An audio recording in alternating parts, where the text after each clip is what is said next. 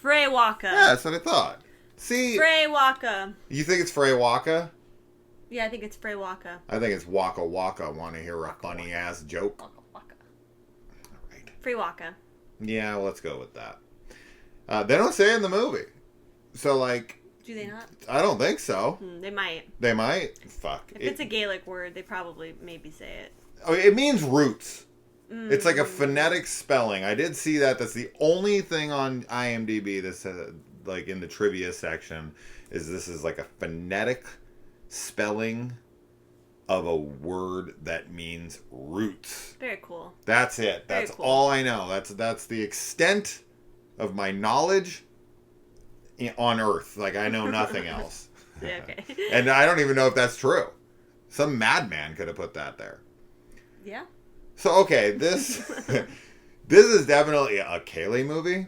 Yeah. For sure. So I'm gonna let her lead this one. Okay. So this movie is about a woman who is dealing with the death of her mother, and she's like a caregiver, nurse? Not like hospice. a nurse. I guess she's not. Yeah, she's a caregiver, and Yeah. so she kind of like is running away from the grief of dealing with her mother's death to take care of this elderly woman who has some mental issues and paranoia. And while she's there, she finds out that maybe they're not mental issues and paranoia, but maybe there's something really happening involving the good neighbors, the fair folk. Yeah, I mean, it's never outright explicitly said what's going on in this film with the, like, potential entities or whatever, but you had... Oh, I'm 100% positive that they are fairies. Yeah, Yes. I mean, I think that unless you are familiar with that folklore, you know, you're gonna be wondering what the hell was going on throughout the film. But you were pointing out all sorts of little things like, oh, they like this color, and this is like what they do with their clothes, and I'm like, I didn't know I had to read up on Irish folklore before I watched this movie. Yeah, But this is for an Irish audience. Yeah, I think, Sure. Irish people would for sure know those kinds of things. And then if you were somebody that was interested in, like, fairies and, like, fae folklore like I am, then, like, they're pretty common things. Like, it's not anything that I thought was particularly, like, obscure. But it would be if you didn't know about it. Like, if it was... for the common for the general folk, audience. Common folk. I mean, like, so... There's so many things when it comes to fairies because there's so many different kinds and there's so many different stories. But, like, the things that I thought were addressed in here are kind of like... It would be, like, the main tropes of, like, vampires and garlic and sunlight. And, like, that's what I mean. Like, this is... The stuff that comes up in here is, like, that kind of level, I felt. But I feel like if you were to go out on the street right now and talk to 10 people and be like, what are the things about vampires you understand and know? And they would be like, okay, you have to stake them through the heart, the garlic, the cross, you know, holy water, the sunlight, you have to invite them in. Like, pretty much everybody knows the vampire stuff. But if I would be like fairies, they'd be like... It's not at all a thing in, like, America, really, but obviously in Ireland and Scotland and the UK, like, in England, especially, in Ireland and whatnot, it's, like, such a part of their culture and, like, the myths and stuff that they've told, which I think is wonderful. Like, we've gotten a handful of, like, fairy-centric horror movies that I've really enjoyed, and this is one of them that I think is fantastic. Like, I really loved this movie. I thought that it had a wonderful atmosphere. I love everything that has to do with, like, the folklore surrounding it. I love that it has kind of an ambiguous nature at times to it, although I think that the ending is pretty clear, kind of going in one direction, at least for me. I love the performances of everybody, and then I also thought that this was really amazing because a lot of the film is in Gaelic, which is, like, something you never hear, and it's such a unique and interesting sounding language, and one that is dying because there's just not so many people speaking it. And when you think about Ireland, like, Ireland's this small little country, you know, and it's like there's just not, it's kind of, I think what it reminds me of is how there's a lot of like native languages like in the US or in America that people like the youth and stuff are not like learning, so they're just dying out because people aren't learning how to speak them. And that's always what I think of with Gaelic. Maybe I'm wrong, maybe there are more people learning Gaelic than I think. That's happening here with the Navajos. I know that from going to beauty school up in Flagstaff and talking to, I went to school with probably like 15, 20 different Navajo girls, and they would talk about how, the youth of the tribe had no interest in learning the language anymore, and the elders were like worried that the language is going to die off. Yeah, it's sad to think, because I think that Gaelic's really pretty sounding, and we were kind of like listening to it, and it is interesting because some things sort of sound like English. Oh, sure. But then it's also not, like, there's English words in there for sure. There's lots of English words that are just kind of in the middle of a sentence, and you're like, doctor, and you're like, oh, okay. Yeah. I think those are maybe just kind of like modern like words that they're like, okay, we're going to use this. But I think it's a really beautiful language, and I think it really adds to like the authenticity and everything. Yeah. And I loved it. I thought it was great. I think it's great commentary on grief, and obviously on like our like family, like how family can affect us like genetically, and also just, in general. Like how mental illness can pass on from parents to children in various ways, and just in general it was pretty freaky. Like, I think that fairies, like, people really I've talked about this before, but like, like Americans think of fairies as like Tinkerbell. They think of like sweet little fairies that are there to help you, and that's not the case in like actual fairy folktales. Like, there are fairies that, like brownies for instance, are like, hopefully I'm right, maybe this isn't what brownies are known for, but like I thought brownies are like the fairies that like they'll come in and like help clean your house and like keep it clean. Dumb yourself down for me. Oh, you're right.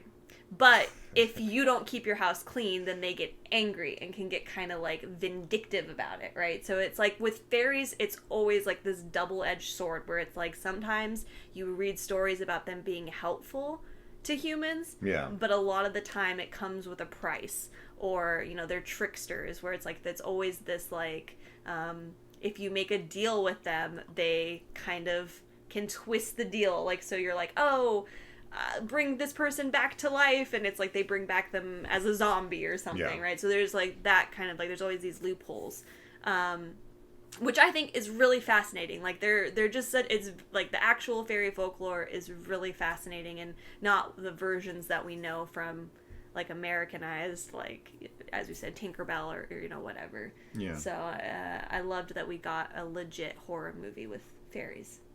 Yeah. I feel like every year we get at least one or two of these types of films where it's dealing with Irish folklore, which I think is kind of cool, that this has become its own like little subgenre of film now. I'm not saying that there hasn't been folk horror before this. That's not what I'm saying. I feel like there's just this little pocket of movies that have a very similar feel to them, whether they're alike or not in plot or whatever. It's just like it has this very authentic Irish feel to it, like that movie last year, All You Need Is Death. Yeah. That was all about collecting like these Irish folk songs. Yeah, very interesting aesthetically. And the movie that I would probably liken this to the most, which is what I was thinking of while we were watching this isn't an Irish film to my memory of any sort, but the movie Relic, where you have three different generations of an older a grandmother, a mother, and a daughter. Yeah, the matrilineal. Yeah, and they're all hanging out in the house while things are going on, and they're dealing with their lineage and their history, and their minds are playing tricks on them. Yeah. There's something in the basement and all this stuff. So yeah. If you cut out the middleman, if you cut out the mom from this, and you have the older lady and the younger lady together in this house with like generational abuse and I thought that it just had it reminded me of that movie a bit. As somebody who's not super into these movies, I really do appreciate these films. Like, I enjoyed watching it. I think that a typical general audience is going to find this movie boring. I think that they are going to think that nowhere near enough happens in this movie, that it's kind of repetitious, that it's directionless, that it doesn't really go anywhere per se. So I think that if you typically find the slower burn movie like She Will, if you don't like movies like that that are really built on atmosphere, this I guess would be in tone with something like the movie Men. Yeah. Or there was another one that I was thinking of while we were watching this as well, that there was another Irish film there was one we watched that recently in the last year or two that also had a very this movie I didn't like at all, and it was even slower than this film, and nothing ended up happening in that movie in my opinion. Was that Ennie's Men?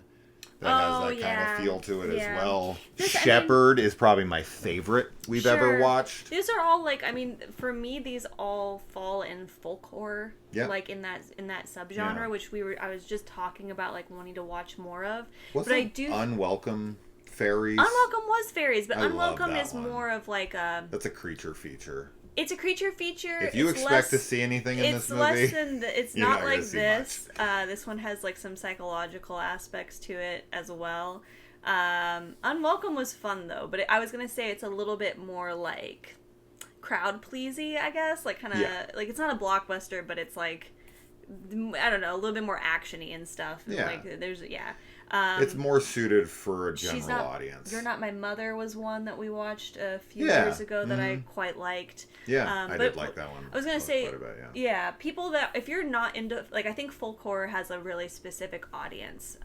Because, a lot of the times the films are kind of slow. They have an ambiance to them. They have an atmosphere to them. And they draw on these folk tales and vibes that I think it can help to have, like, a little bit of a background and to appreciate what's happening. I don't think it's 100% necessary, because sometimes you can watch films that like they sort of explain everything.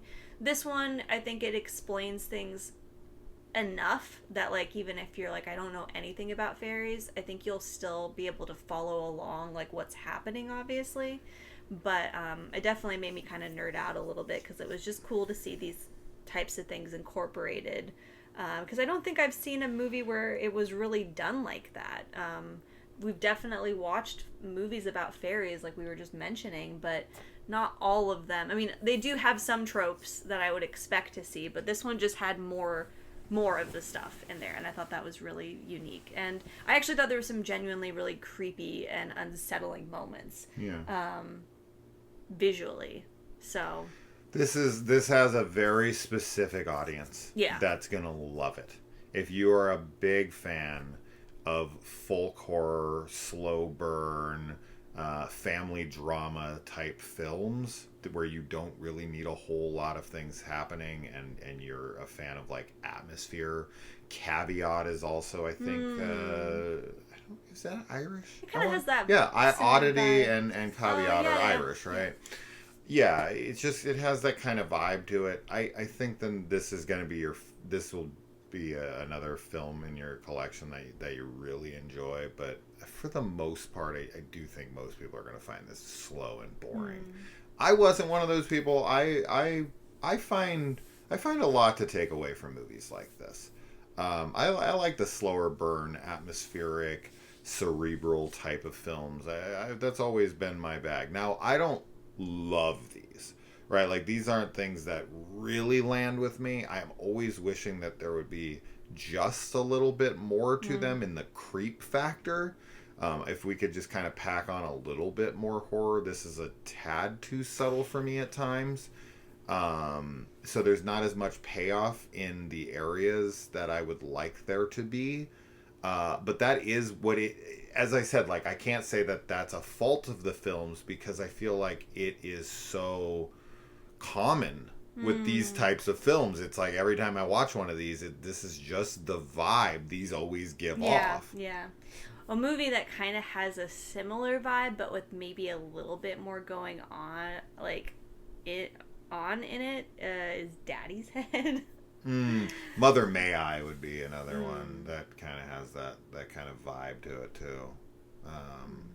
Yeah, it's just, we're dealing with this thing potentially in the basement, and the old woman is very superstitious, and the girl who's come there, and she's out of her element. She's away from her family. Her mother has just died. She has a girlfriend who's pregnant, and she's like trying to plan this wedding, and she's trying to avoid her mother's death. Stressors happening. And she's in this like small town where everyone sees her as an outsider and doesn't think that she's a part of things, but she's like this rare outsider who can actually speak their language. So at first she kind of gets to know what they really think about her before they realize she knows the language. Yeah. That's actually one of my favorite tropes in movies. Is when somebody like says something in another language, and then they're like talking about someone and they respond in the language. Yeah. I always think that's really fun because it's like, you got caught. You got caught trying to be mean. Gotcha. So it's that like small town feel. Very Nilbog. Very Nilbog feeling.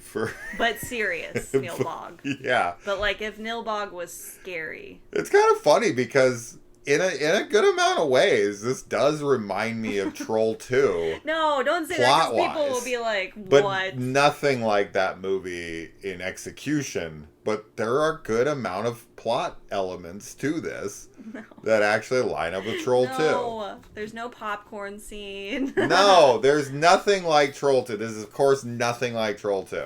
But if I was to just take a bunch of random elements from Troll 2 with the town and the fish out of water, there's a lot of different elements. It's kind of funny because of the town and what ends up happening in the end and all that stuff. Like a fish out of water, entities that could be found in Irish folklore. Someone gets it and pisses to ward people off of things. What? Hey now. Okay, watch it and then tell us how Nobody many goes on a hunger strike. You can Nobody's eating really weird green frosting food. No. Watch this, and then tell us how many similarities you can find with Troll 2. I can guarantee you right now that we are the only review of this film online that is going to bring up Troll 2 during it. Yeah. It's not supposed to be an insult. I loved this movie. It's a million times better than Troll 2. So we're just being silly. That's the best compliment any movie could ever get. That it reminded me of Troll 2. Are you kidding me? That is like one of the fucking most entertaining films I've ever watched in my life. I haven't learned the layout of this house yet. Oh man, Grandpa Seth.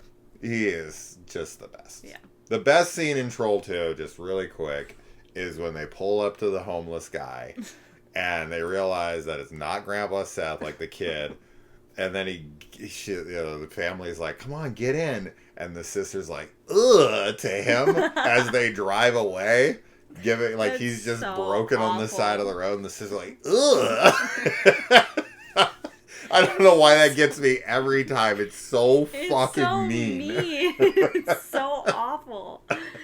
Troll 2 is ridiculous. It's on another level. Come on, sing me that song I like so much. Oh my god. Sing me that public domain song that we have the rights to. Row your boat.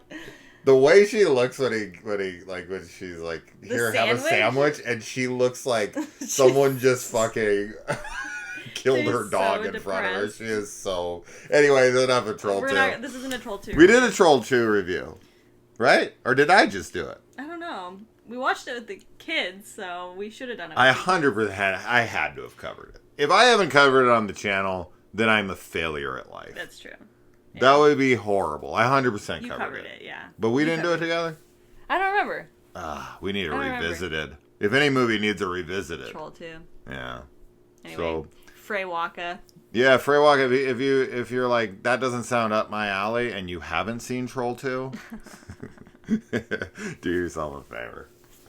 All right, guys. Adios. Bye.